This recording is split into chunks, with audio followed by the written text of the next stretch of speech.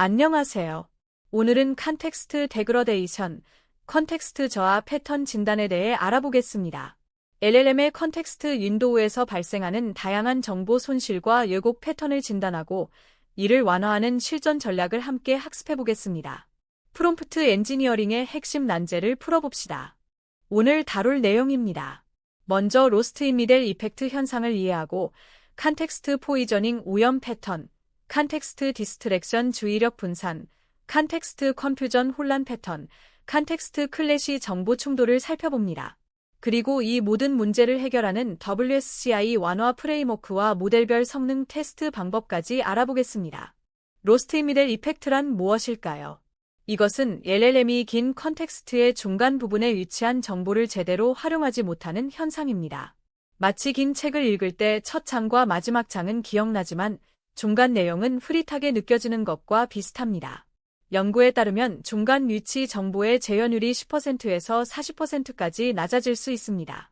이는 어텐션 메커니즘의 구조적 한계에서 비롯됩니다. 이 현상이 발생하는 원인을 자세히 살펴봅시다. 어텐션 메커니즘의 특성상 컨텍스트의 시작과 끝 부분에 더 많은 가중치가 부여되는 경향이 있습니다. 스탠포드 대학 연구팀의 실험에서 정답이 포함된 문서를 컨텍스트 중간에 배치했을 때 모델의 정확도가 최대 40%까지 하락했습니다. 반면 같은 문서를 맨 앞이나 맨 뒤에 배치하면 정확도가 크게 향상되었습니다. 이 코드는 로스트 인 미델 이펙트를 테스트하는 방법을 보여줍니다. 테스트 포지션 센시티버티 함수를 살펴보면 정답 문서를 각 위치에 순차적으로 배치하여 테스트합니다. 다큐먼트를 복사한 후 정답 문서를 특정 포지션에 삽입합니다. 그리고 LLM에게 질문을 던지고 이밸류에이트 앤서로 정확도를 측정합니다. 결과를 리스트에 모아 위치별 정확도를 분석합니다. 이렇게 하면 우리 시스템에서 로스트 인 미델 효과가 얼마나 심각한지 정량적으로 파악할 수 있습니다. 이 문제를 어떻게 해결할 수 있을까요? 가장 간단한 방법은 중요도 기반 정렬입니다.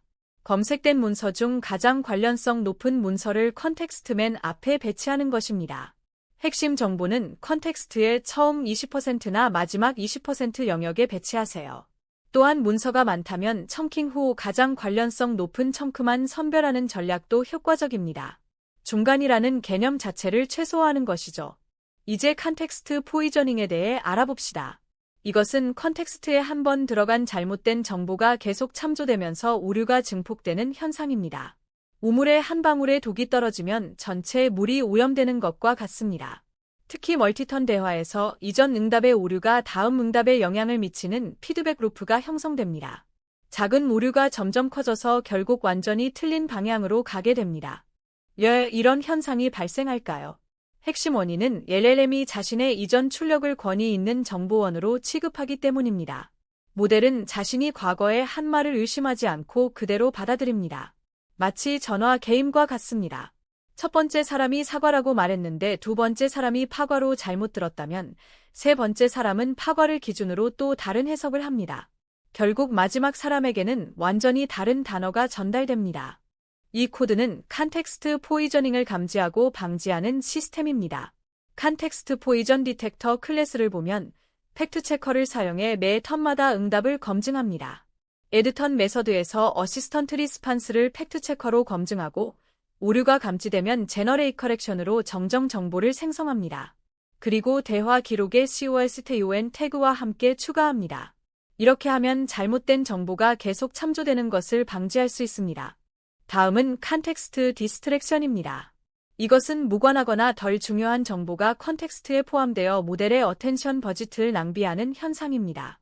시험 공부할 때 중요한 내용 대신 덜 중요한 부분에 시간을 쏟는 것과 같습니다. 더 많은 정보를 주면 더 잘 대답할 것 같지만 실제로는 정보의 양보다 질이 더 중요합니다.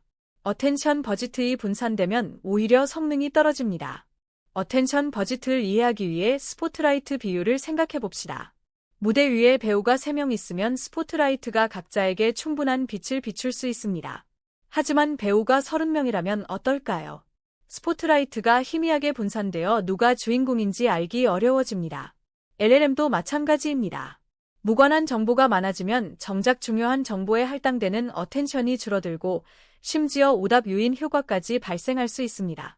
이 코드는 컨텍스트 디스트랙션을 완화하기 위한 관련성 기반 필터링입니다. 컨텍스트 큐레이터 클래스에서 렐러번스 스레숄드를 0.7로 설정합니다.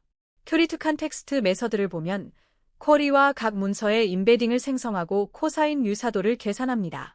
임계값 이상인 문서만 스코어드 닥스에 추가하고 관련성 높은 순으로 정렬합니다. 마지막으로 상위 5개만 반환합니다.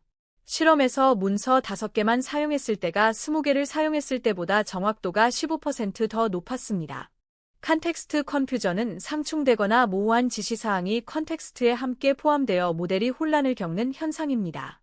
빨리 가되 천천히 가라는 지시를 받은 것과 같습니다. 요리사에게 짜게 만들되 싱겁게 해달라고 주문하면 요리사는 당황할 수밖에 없습니다. 이 문제의 근본 원인은 시스템 프롬프트의 누적입니다.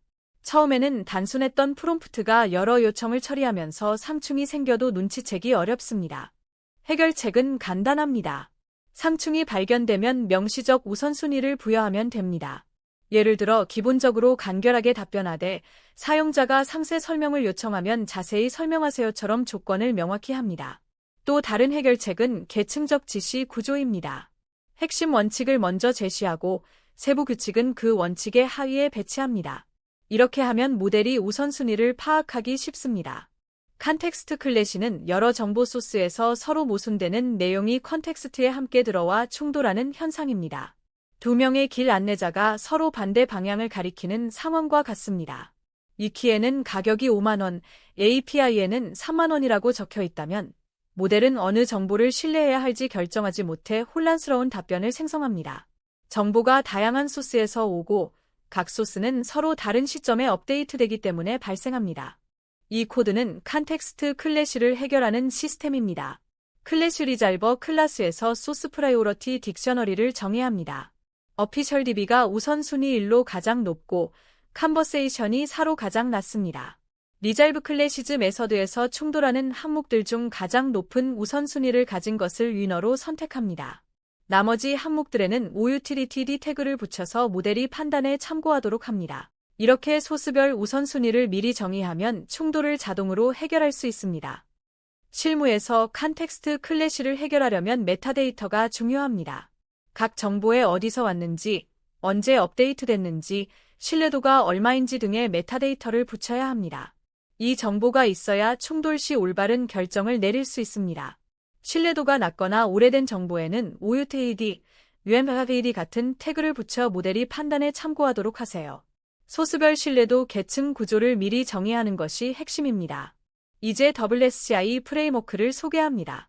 이것은 컨텍스트 저하를 완화하는 4가지 핵심 전략입니다. W는 라이드로 작성 최적화, S는 셀렉트로 선별, C는 컴프레스로 압축, I는 아이솔레이트로 격리를 의미합니다. 이 4가지를 조합하면 대부분의 컨텍스트 문제를 체계적으로 해결할 수 있습니다. WSCI를 파이프라인 형태로 연결해서 사용하세요. 라이드와 셀렉트에 대해 자세히 알아봅시다. 라이드는 정보가 컨텍스트에 들어가기 전에 품질을 높이는 것입니다. 모호한 표현을 명확하게 바꾸고 메타데이터를 추가하고 우선순위를 부여합니다. 마치 도서관에 책을 꽂기 전에 분류 번호를 붙이는 것과 같습니다. 셀렉트는 관련성 높은 정보만 골라내는 것입니다. 컨텍스트 디스트랙션 문제를 직접적으로 해결하며 임계값을 설정하여 품질이 낮은 결과는 과감히 제외합니다. 컴프레스와 아이솔레이트도 살펴봅시다. 컴프레스는 선별된 정보를 더 압축하는 것입니다. 긴 문서를 핵심만 담은 요약으로 변환합니다.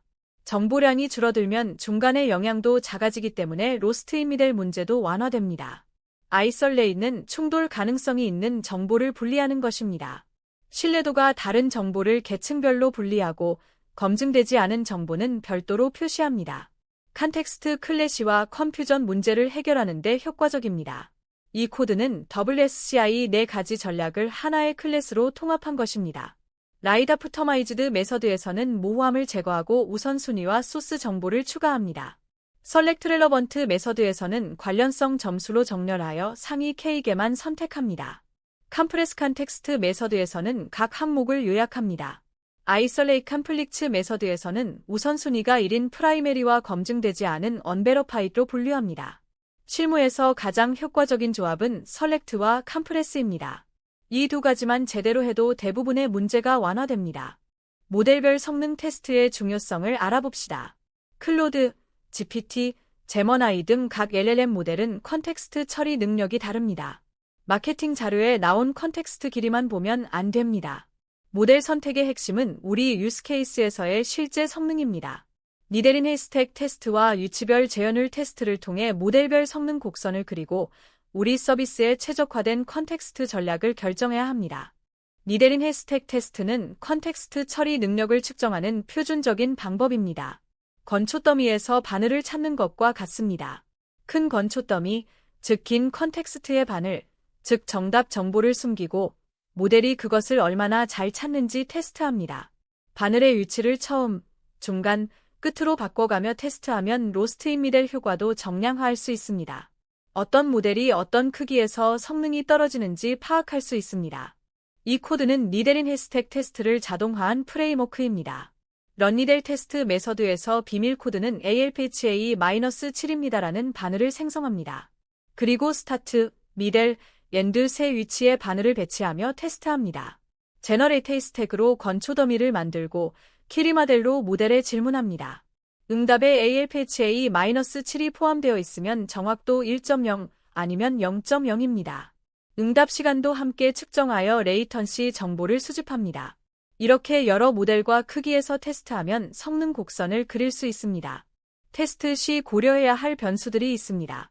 컨텍스트의 언어가 한국어인지 영어인지, 도메인이 코드인지 자연어인지, 정보 밀도가 어떤지에 따라 결과가 달라집니다. 따라서 실제 서비스 데이터와 유사한 테스트 데이터를 사용해야 합니다. 또한 응답 속도도 중요한 지표입니다. 컨텍스트가 길어지면 정확도는 유지되더라도 레이턴시가 크게 증가할 수 있습니다. 정확도뿐 아니라 레이턴시, 비용도 함께 측정하세요. 오늘 배운 내용을 정리해봅시다. 5가지 컨텍스트 저하 패턴을 기억하세요. 로스트 인 미델은 유치 최적화로, 컨텍스트 포이저닝은 팩트 체킹으로, 컨텍스트 디스트랙션은 선별로, 컨텍스트 컨퓨전은 우선순위 명시로, 컨텍스트 클래시는 메타데이터로 해결합니다. 그리고 WSCI 프레임워크를 파이프라인으로 적용하세요. 가장 먼저 설렉트와 컴프레스부터 시작하는 것을 추천합니다. 오늘 강의를 마칩니다. 컨텍스트 데그러데이션의 5가지 패턴을 이해하고 WSCI 프레임워크로 체계적으로 완화하는 전략을 배웠습니다.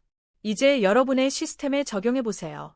실제 데이터로 테스트하고 성능을 측정하며 지속적으로 개선해 나가시기 바랍니다. 시청해 주셔서 감사합니다.